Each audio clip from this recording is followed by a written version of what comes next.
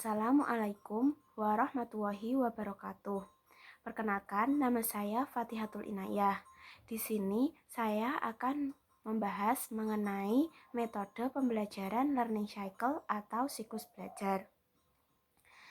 Metode pembelajaran learning cycle atau siklus belajar adalah metode pembelajaran yang berpusat pada siswa, di mana dalam metode ini sudah terdapat tahap-tahap yang terorganisir sedemikian rupa sehingga siswa dapat mencapai kompetensi yang akan dicapai dalam proses pembelajaran dengan cara berperan aktif di dalam pembelajaran. Tujuan dari proses pembelajaran ini adalah memberikan kesempatan kepada siswa untuk bisa mengasah kemampuan mereka dalam berpikir dan juga mengasah kemampuan mereka dalam hal pengetahuan baik secara individu maupun kelompok dalam proses pembelajaran. Perkembangan model learning cycle atau siklus belajar ini ada 3. Yang pertama ada learning cycle 3E, yang kedua ada learning cycle 5E, yang ketiga ada learning cycle 7E. Nah, kali ini saya akan khusus membahas mengenai model pembelajaran learning cycle 5E. Sesuai dengan namanya, learning cycle 5E. Jadi dalam pembelajaran ini ada 5 tahap. Yang pertama ada tahap engagement, yang kedua ada tahap exploration, yang ketiga ada tahap explanation, yang keempat ada tahap elaboration, dan yang kelima ada tahap evaluation. Yang pertama adalah tahap engagement atau tahap pendahuluan, yaitu tahap di mana guru berusaha memberikan pengetahuan awal serta membangkitkan keingintahuan siswa tentang materi yang akan dipelajari. Dan berikut contohnya. Assalamualaikum warahmatullahi wabarakatuh. Waalaikumsalam warahmatullahi wabarakatuh. Syekh Berat, sebelum kita memulai pelajaran, marilah kita berdoa. Berdoa dimulai.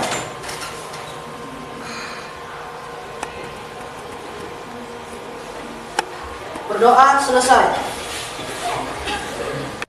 Selamat pagi anak-anak semuanya. Pagi, Bu. Apa kabar kalian di pagi hari ini? Sehat, Bu. Alhamdulillah. Bagaimana dengan petugas harian? Jawab. Sekretaris kelas? Saya, Bu. Apakah ada teman-teman kita yang tidak hadir pada hari ini, Nak? 10 PMS 2 hadir semua, Bu. Alhamdulillah. Syukur kita ucapkan kepada Allah Subhanahu wa taala karena kita masih diberikan kesehatan untuk bertemu kembali dalam melaksanakan proses belajar mengajar pada pagi hari ini. Masih semangat mau belajar? Semangat, Bu. Minggu yang lalu. Yang kedua adalah tahap exploration atau tahap eksplorasi, yaitu tahap di mana siswa diberi kesempatan oleh guru untuk berdiskusi dalam kelompok kecil.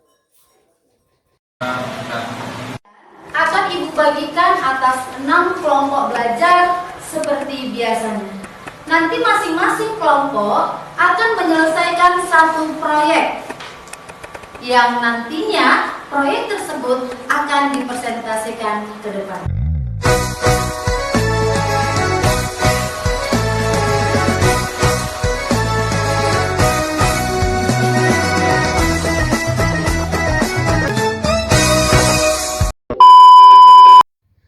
Yang ketiga adalah tahap explanation atau tahap penjelasan, yaitu tahap di mana guru mulai menjelaskan konsep-konsep dan materi pembelajaran yang akan dipelajari.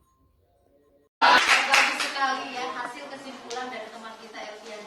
Jadi kalian harus ingat bahwa macam-macam kebutuhan itu dibagi atas 4 jenis berdasarkan intensitasnya.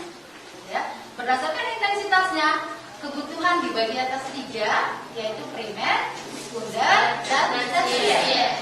Lalu yang kedua, kebutuhan juga dibagi berdasarkan sifatnya, ya, yang terdiri atas kebutuhan jasmani dan. Yang keempat ada tahap elaboration atau tahap elaborasi, yaitu tahap di mana siswa mulai mampu menerapkan konsep dan keterampilan dalam situasi baru. Contohnya yaitu presentasi, yang artinya siswa sudah mampu memahami mengenai apa yang sudah didiskusikan dan bisa menjelaskannya di depan kelas. Assalamualaikum warahmatullahi wabarakatuh. Waalaikumsalam warahmatullahi wabarakatuh. Baik, saya di sini mewakili dari kelompok 1 ingin mempresentasikan hasil proyek kelompok kami, yaitu sebutkan macam-macam kebutuhan berdasarkan intensitasnya. Kebutuhan berdasarkan intensitasnya terbagi menjadi 3, yaitu primer, sekunder, dan tersier. Seperti contoh di papan berikut. Yang terakhir adalah tahap evaluation atau evaluasi, yaitu tahap di mana guru akan melakukan evaluasi terhadap efektivitas tahap-tahap sebelumnya dan juga evaluasi terhadap pengetahuan siswa.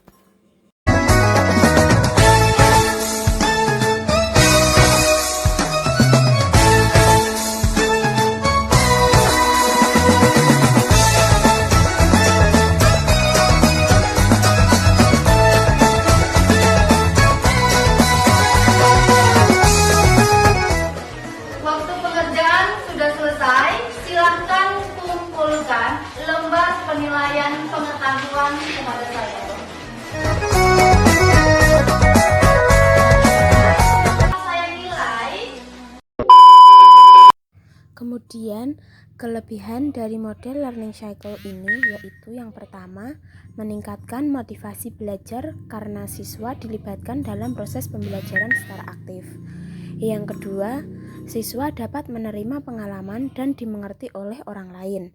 Yang ketiga, pembelajaran menjadi lebih menarik dan bermakna. Dan yang keempat adalah membantu mengembangkan sikap ilmiah siswa. Sedangkan kekurangan dari metode learning cycle terdiri dari yang pertama, efektivitas pembelajaran rendah jika guru kurang menguasai materi dan langkah-langkah pembelajaran. Yang kedua, menuntut kesungguhan dan kreativitas guru dalam merancang dan melaksanakan proses pembelajaran. Yang ketiga, memerlukan pengelolaan kelas yang lebih terencana dan terorganisir. Nah, sekian pemaparan materi dari saya mengenai metode pembelajaran learning cycle atau siklus belajar.